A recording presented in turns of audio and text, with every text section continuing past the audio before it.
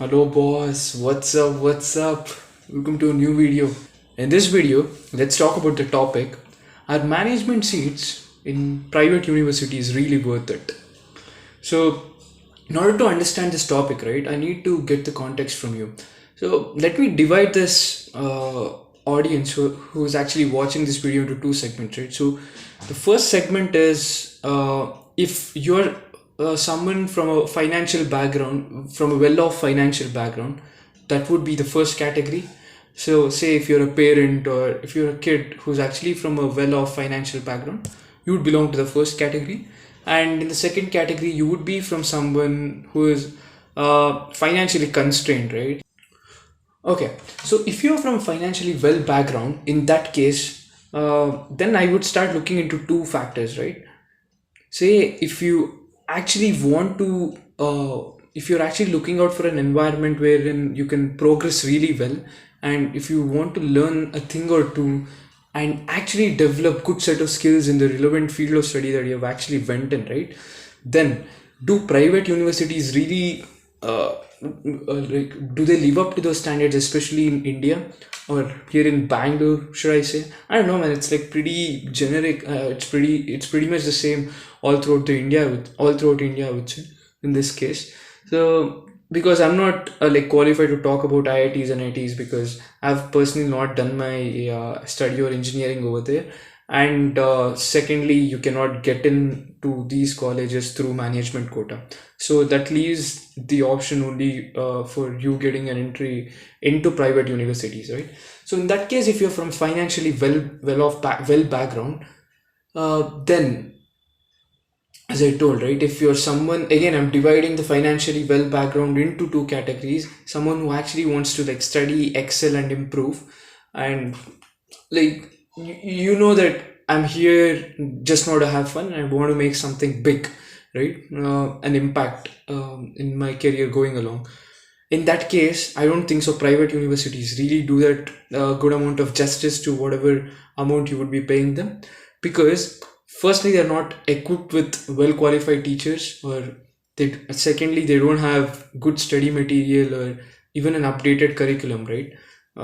I can speak from my experience because I studied in a private university, and apart from that, mm, yeah, see, that's what, right? You have a lot of cramming and not really focus on building things here in India.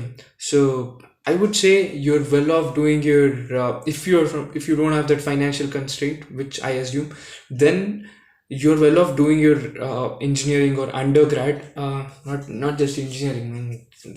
You have like lots of other studies, but again, I'm speaking from an engineering context because I've done my engineering. So you're way better doing your degree somewhere abroad. So I've seen a lot of people actually shying away from doing their undergrad abroad, but I think you should actually consider if money isn't an issue, because the amount of education, the quality of education that you would be getting for the amount that you would be paying them, right, is significantly good compared to here in India, even if it's a private university. So I would suggest you to do your undergrad abroad in that case, if money isn't an issue. And secondly, right, because you would become a well-rounded individual, living independently, and even uh, becoming a better, uh, I would say, uh, in terms of skills, right, you would be way better off if you've done your education, especially even your undergrad abroad. And how does this qualify me to say I've not done my undergrad abroad? But of course, I have some of my friends, and even from YouTube or whatever you actually read and see, right, even the number of universities abroad who actually rank significantly better in terms of I think QS World Rankings or many other rankings. Um, you can see a lot of colleges abroad who rank significantly better to Indian colleges. So I would say if money isn't an issue, you should do your degree abroad. Apart from that, the second category, if you're just someone who just wants to do a degree, just get it done with, and you don't really need that to enhance your skill set, because I'm assuming if you're from the second category, you're from financially well off background, and uh, you probably have a family business, or I don't know, man. So picking up any skills that are relevant in the market isn't an issue or a top priority for you right now. So in that case, you can go ahead with doing your degree or completing your degree in these private universities, but don't keep your expectations too high. I'm already warning you, right? So in that case, you can go ahead, if you're not interested to go abroad, if you just want a comfortable life, and all of that, right? So then opting private universities with through the management route makes sense to you, makes sense for you. And okay, so now we are done with people from good financial background. So moving on to people with not so good financial background, like their situation is tight and all of that. So in that case, my advice would be, see, my straight answer would be no, because firstly, the fees in all these private universities for management quota is really high. For example, if I take a university, at least among top 4 or 5 universities in Bangalore, they end up costing you somewhere close to 20 to 30 lakhs. Talking about computer science, information science, or information technology, or uh, even your electronics and communications, right? So the top three, I don't know why we classify it as top three, probably relevant to our economy right now. Not that we don't need mechanical or civil engineers, but I don't know, man, it's just the boom, or the hype is too much in these fields. So it's just a demand and supply game, right? So if we are considering computer science, information science, and electronics and communication as the top three degrees in engineering, I have personally been to some of these seminars where the prices were close to 28 to 30 lakhs, right? So on an average, even if you assume it's close to, let's always assume the worst case and let's go for like 30 lakhs. I mean, coming from a not so good financial background, do you think paying 30 lakhs makes sense?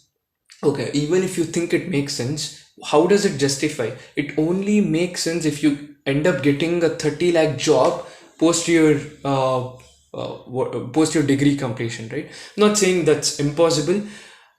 That's what, right? So you need to at least break even if you actually need to invest 30 lakhs on your education through the management route here in private colleges in India.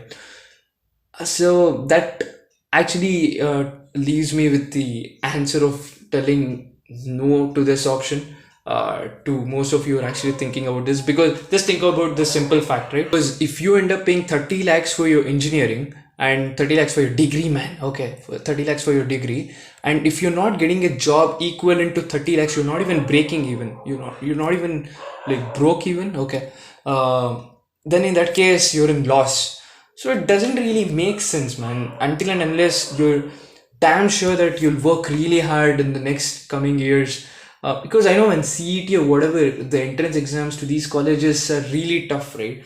They require you to cram a lot of concepts. I don't even know why we need to study like PCM, physics, chemistry, maths, to get into like computer science degrees, right? How is physics even relevant to my computer science degree, until and unless I know probably game developer or something like that? But in that case, you should start making everything as mandatory, right? So it just doesn't make sense to me. uh, Anyway, so let's not digress from our topic. The point is, if you're really confident and if you have a solid plan that you'll get a good internship, you'll build really good projects, and you somehow messed up your entrance exams, but you know that you have what it takes in you to get a good job that at least covers up your expense, right? So you're at least you at least break even after graduating, if you have that solid plan in place. Anywho, right, my answer would be, why take that risk, why burden yourself with debt early on in your career? And I don't know, probably it'll be really hard, right? So anyways, that's what she said. But yeah, man, uh, yeah, think about it, right? So giving you this option, I personally wouldn't bet on that. I wouldn't take a loan and I wouldn't be willing to take that risk of 28 or 30 lakhs, because that's a huge gamble, right? Even though you know that you're really hardworking or whatever, getting a job close to 30 lakhs, I'm not telling it's impossible, but it's really hard. Yeah. Cool. I think covered all the options, given a solid thought to this. Let me know if this helps you in your decision making. Always, we keep it real over here, man. There's no like layers or masks or filter that we have it over here. Cool. With that, I hope that gave you some clarity regarding the decision. Or yeah, with that, I'll see you in the next video. Till then, take care. Bye bye, and see you all.